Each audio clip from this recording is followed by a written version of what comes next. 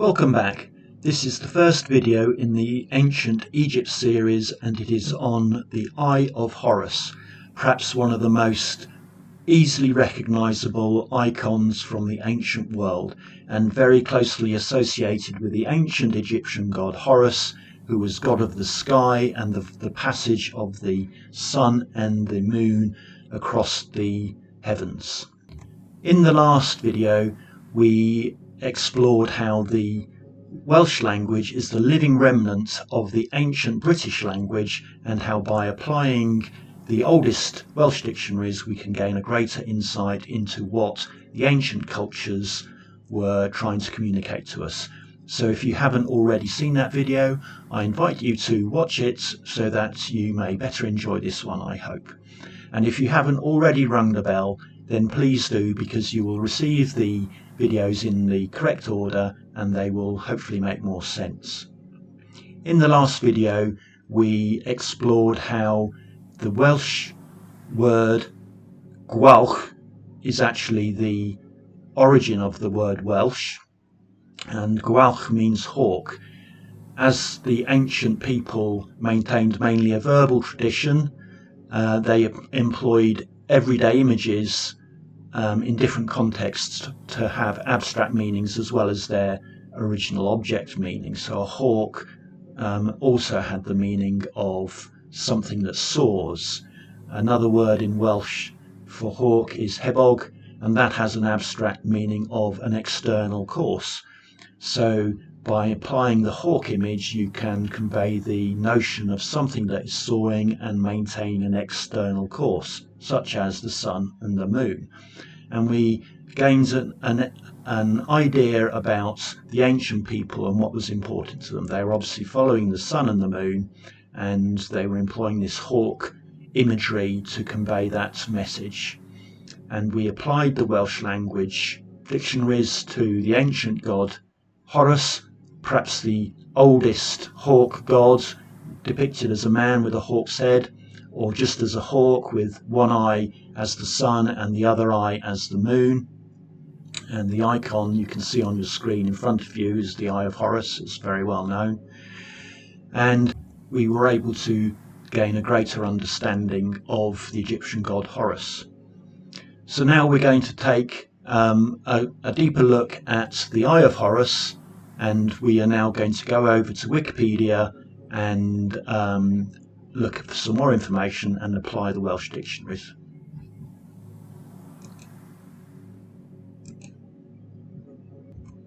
So here is the Egyptian god Horus. You can see him, there's his hawk's head, and we know him now by the Greek name, but we want the earlier names of Horus, and further down here we see how his name is mentioned in Egyptian hieroglyphs, so Haru probably. And I have made a summary of my research. Here it is. So what we have here is we've got the Greek and some of the earlier phonetic representations of Horus, and this is the Egyptian hieroglyph for Horus. And I think this H, which sounds H, is very similar to the Welsh which means the. And that's the second component of the word R. Here it is. If we look at that on the Welsh dictionaries, there is the word R. It has a number of different meanings in different contexts, and we are interested in on or upon, and this can be used as a component to other words. So a plough is an arad because it is upon the surface, and as is tillage, that's upon the surface too. And here we have arch, which is chief, toppermost or principal, and we get archbishop, archangel, archderin is a monarch. So this notion of R means toppermost or upon, maybe upon the celestial sphere at the top. So there it is. Let's go back to Wiki, and additional meanings of Horus means the distant one, or the one who is above, over, maybe upon, and we can see that directly in the Welsh translation here. So further down starts talking about the eye of Horus. Since Horus was said to be the sky, he was considered to contain the sun and the moon. The sun was his right eye and the moon his left, and they traversed the sky when the falcon, flew across it. And here it calls him, he's called Horus the Great, Horu-Ur. So there are a number of notions here. Let's look in the summary. We've got Horu-Ur. Well, the Welsh word Mawr, it means Mar and it means great, so that would be a direct translation of Horus the Great.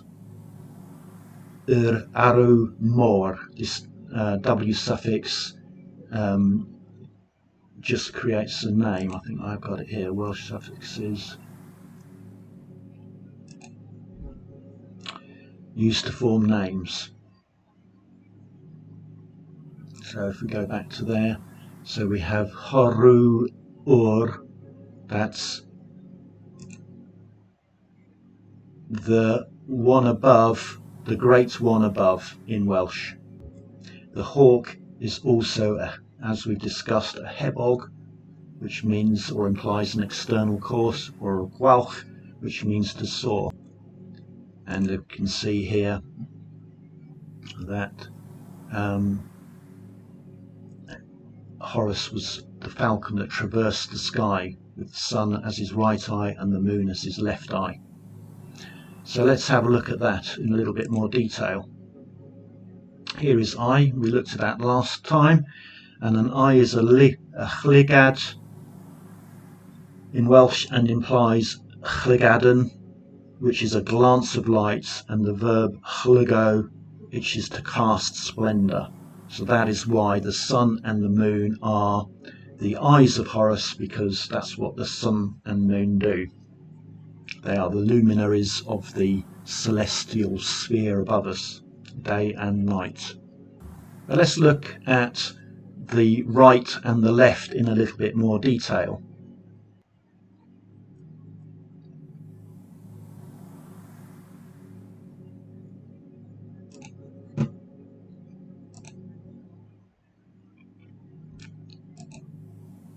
So right, we've got a number of words here for right. Using Google Translate can be useful. And using our Welsh dictionary, again, we see the same words in our ancient Welsh dictionary, or our oldest Welsh dictionary. But let's put them into our summary. Right is hall, ion, chreich, de, dio, and immediately from hall we have implied hall, which is the name of the sun. Here we can see it. There is hall. Oops.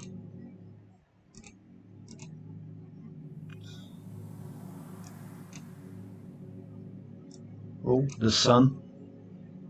Hall, that is the right. And here we can see hebog, hawk and falcon, hebred, external course.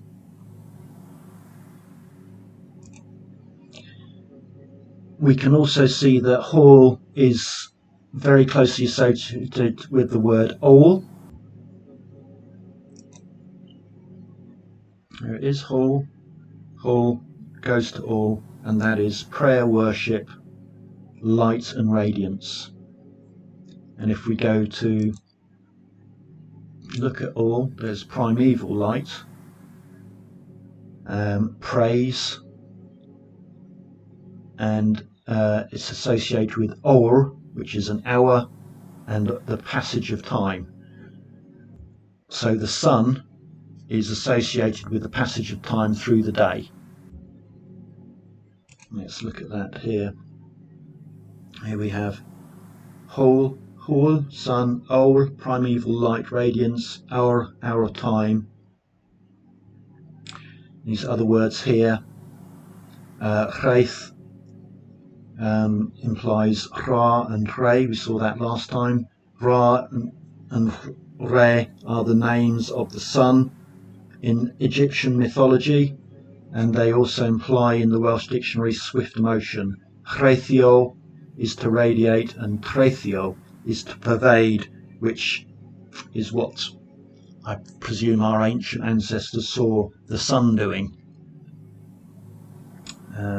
This word here, do, is closely associated with dew, dewy, and deadfrid, which is the divine God and to return to restore. It's also emblematic of the south. So going over to the left and looking in our dictionary. So left we have the words Aswi and Chwith. So if we look at them, Chwi, which is the root, is a swift turn, and we see many words coming from that root. So chwid, quick turn.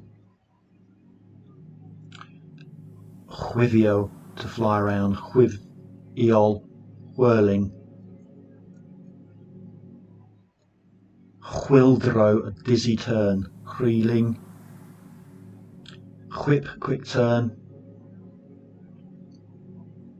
And so on. We got some more. Chwildro, a turn, a vortex. Chwil, a turn, a course. Chwilfa, an orbit, a course. Chwilio, to turn, to revolve.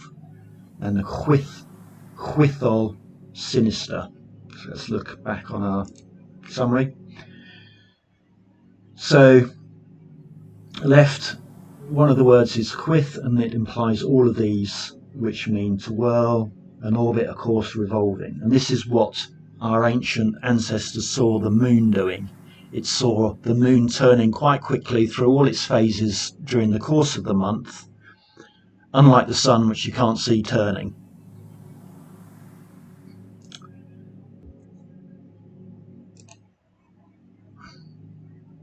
Interesting that Aswi can also mean the north. So if we go back to here, we have right can mean the south and left can mean the north. And if you turn to face the east and the rising sun, your left hand is pointing to the north and your right hand is pointing to the south. Aswi also means sinister. There we are, Aswi, the left, the sinister. Now immediately on seeing that word, I can see it's broken down into two components. Ustra, which means a course, and that leaves sin. So here we are, Ustra, a course. And with regards sin, S is a star, and the suffix un makes a small diminutive, a small star and a thing. So putting that back into our summary, S, un, sin, sinistra means a small star on a course. Compared to the sun, the moon is the next brightest luminary in the celestial sphere, and sinister and the left is associated with the moon, which is why the moon is the left eye of Horus, and it is why the sun is the right eye of Horus, and this is completely explained by applying the Welsh language to the most ancient of Egyptian gods.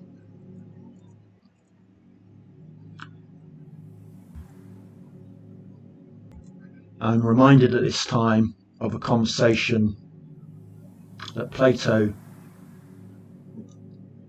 reported in one of his plays, and that is in the Timaeus,